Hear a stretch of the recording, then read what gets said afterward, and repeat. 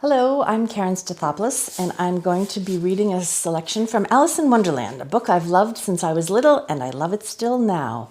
This will be, as you know, I think everyone knows, Alice fell down a rabbit hole and came to a land where many strange things happened all the time. She's currently in a kitchen with a duchess making a pot of soup and a baby howling and a cat. The only two creatures in the kitchen that did not sneeze were the cook and a large cat which was sitting on the hearth and grinning from ear to ear. "Please, would you tell me," said Alice a little timidly, for she was not quite sure whether it was good manners for her to speak first, "why your cat grins like that?" "It's a Cheshire cat," said the Duchess, "and that's why." "Pig!" She said the last word with such sudden violence that Alice quite jumped, but she saw in another moment that it was addressed to the baby and not to her, so she took courage and went on again. "I didn't know that Cheshire cats always grinned. In fact, I didn't know that cats could grin." "They all can," said the Duchess, "and most of them do."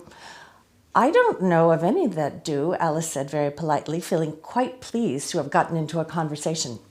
"You don't know much," said the Duchess, "and that's a fact." Alice did not at all like the tone of this remark and thought it would be as well to introduce some other subject of conversation. While she was trying to fix on one, the cook took the cauldron of soup off the fire and at once set to work throwing everything within her reach at the Duchess and the baby. The fire irons came first, then followed a shower of saucepans, plates, and dishes. The Duchess took no notice of them, even when they hit her, and the baby was howling so much already that it was quite impossible to say whether the blows hurt it or not. "Oh, please mind what you are doing," cried Alice, jumping up and down in an agony of terror. "Oh, there goes his precious nose!" as an unusually large saucepan flew close by it and very nearly carried it off. "If everybody minded their own business," said the Duchess in a hoarse growl, "the world would go around a deal faster than it does." "Which would not be an advantage," said Alice, who felt very glad to get an opportunity of showing off a little of her knowledge. "Just think what work it would make with the day and night. You see, the earth takes 24 hours to turn round on its axis." "Talking of axis," said the Duchess, "chop off her head." Alice glanced rather anxiously at the cook to see if she meant to take the hint, but the cook was busy stirring the soup and seemed not to be listening. So she went on again. 24 hours, I think. Or is it 12? "Oh, don't bother me," said the Duchess. "I never could abide figures." And with that, she began nursing her child again, singing a sort of lullaby to it as she did so and giving it a violent shake at the end of every line. "Speak roughly to your little boy and beat him when he sneezes. He only does it to annoy because he knows it teases." Chorus, in which the cook and baby joined. "Wow, wow, wow!" While the Duchess sang the second verse of the song, she kept tossing the baby violently up and down, and the poor little thing howled so that Alice could hardly hear the words.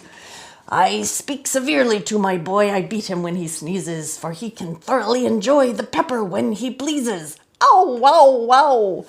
"Here, you may nurse it a bit if you like," said the Duchess to Alice, flinging the baby at her as she spoke. "I must go and get ready to play croquet with the Queen." And she hurried out of the room. The cook threw a frying pan after her as she went, but it just missed her. Alice caught the baby with some difficulty, as it was a queer-shaped little creature and held out its arms and legs in all directions. Just like a starfish, thought Alice.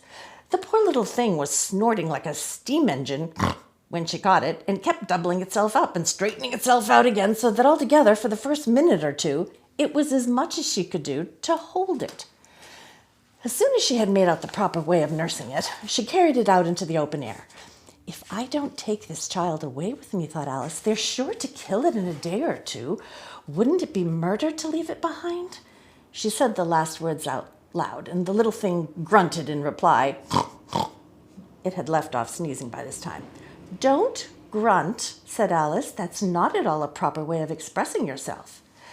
The baby grunted again, and Alice looked very anxiously into its face to see what the matter was with it. There could be no doubt that it had a very turned-up nose, much more like a snout than a real nose, Also, its eyes were getting extremely small for a baby. Altogether, Alice did not like the look of the thing at all. But perhaps it was only sobbing, she thought, and looked into its eyes again to see if there were any tears. No, there were no tears. "If you're going to turn into a pig, my dear," said Alice seriously, "I'll have nothing more to do with you. Mind now!" The poor little thing sobbed again, or grunted. It was impossible to say which, and they went on for some while in silence. Alice was just beginning to think to herself, "Now what am I to do with this creature when I get it home?" when it grunted again so violently that she looked down into its face in some alarm. This time there could be no mistake about it. It was neither more nor less than a pig, and she felt that it would be quite absurd for her to carry it any further.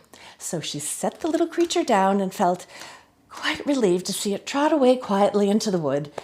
If it had grown up, she said to herself, it would have been a dreadfully ugly child, but it makes a rather handsome pig, I think. And she began thinking over other children she knew who might do very well as pigs.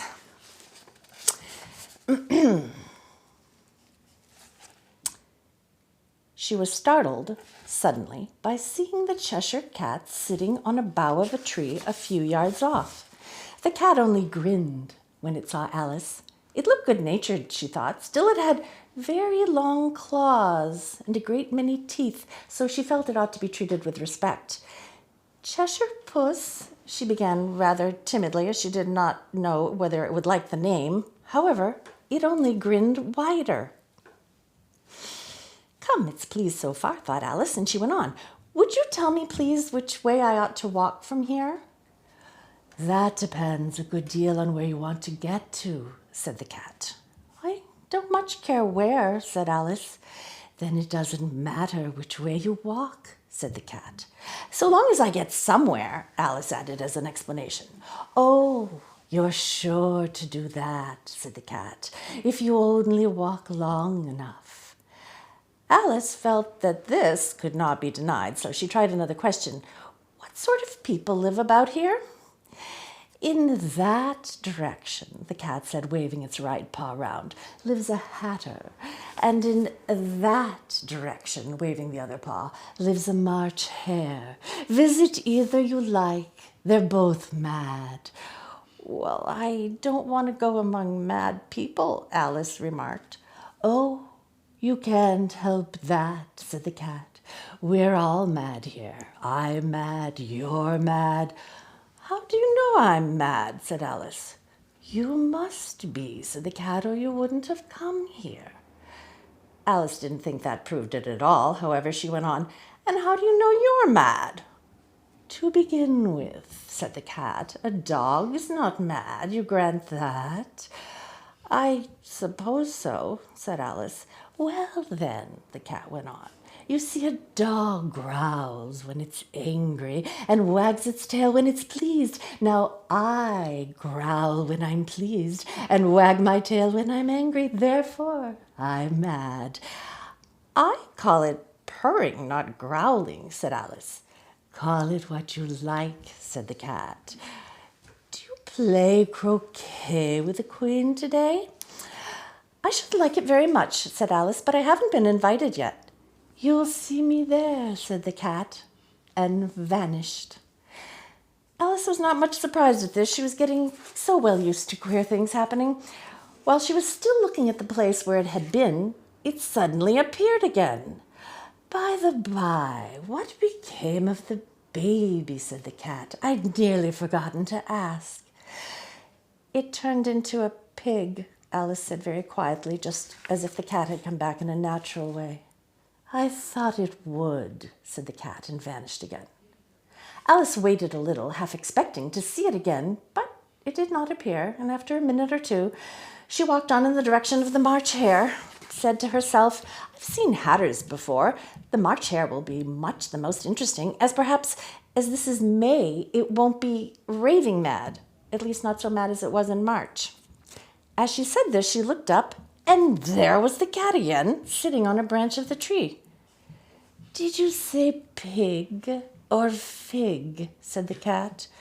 "I said pig," replied Alice, and I wish you wouldn't keep appearing and vanishing so suddenly. You make one quite giddy.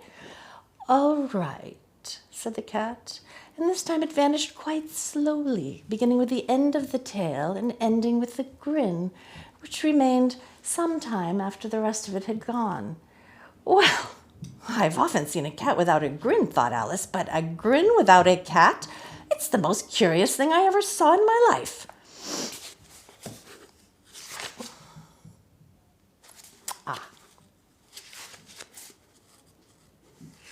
And now I'm going to read 2 poems that I love from Alice, actually through the looking glass.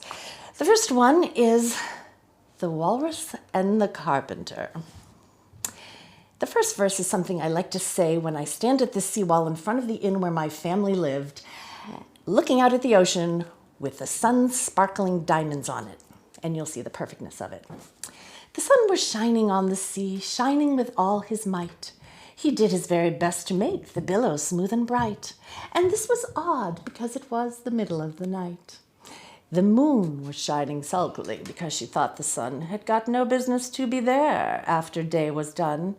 It's very rude of him, she said, to come and spoil the fun.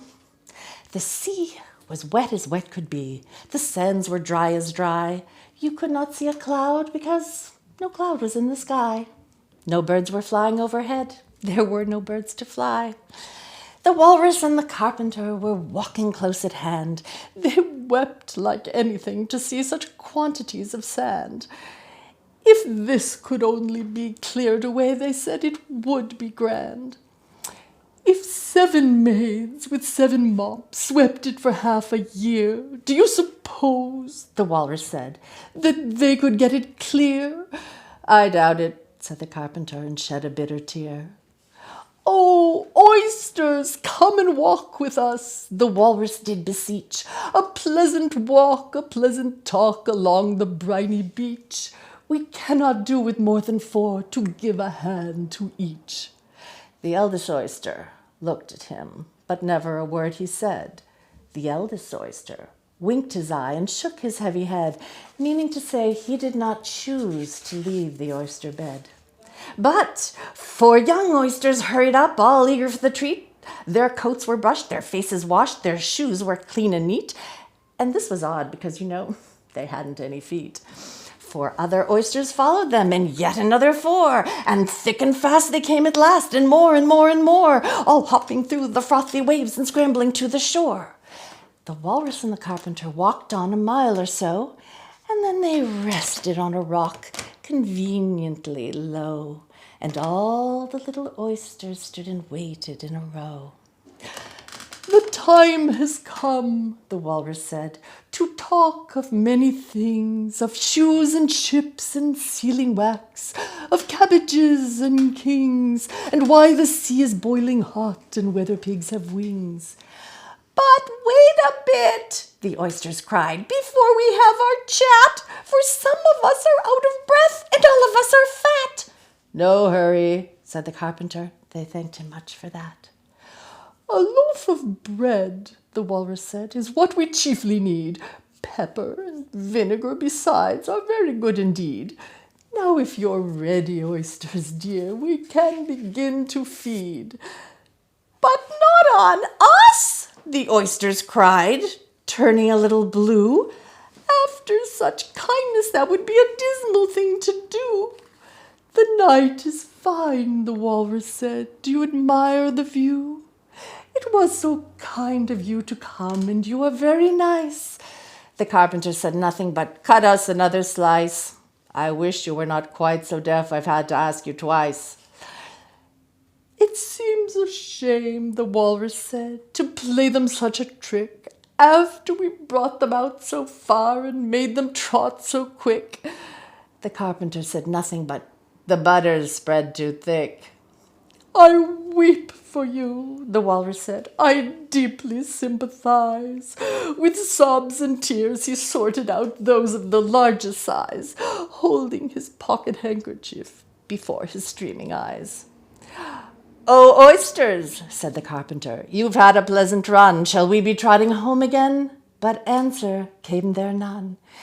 And this was scarcely odd because they'd eaten every one. And the last poem, which is very short, is the Jabberwocky, which I love so much. It's nonsense language, and yet it's so, so rewarding. 'Twas brillig, and the slithy toves did gyre and gimble in the wabe. All mimsy were the borogoves, and the momraths outgrabe. Beware the Jabberwock, my son, the jaws that bite, the claws that catch. Beware the Jubjub bird, and shun the frumious Bandersnatch. He took his vorpal sword in hand. Long time the manxome foe he sought. So rested he by the tum-tum tree and stood a while in thought. And as in uffish thought he stood, the Jabberwock, with eyes of flame, came whiffling through the tulgey wood and burbled as it came. 1, 2, 1, 2, and through the vorpal blade went snicker-snack. He left it dead, and with its head he went galumphing back. And hast thou slain the Jabberwock? Come to my arms, my beamish boy. Oh, frabjous day, callooh, callay, he chortled in his joy. 'Twas brillig, and the slithy toves did gyre and gimple in the wabe. All mimsy were the borogoves, and the momraths outgrabe.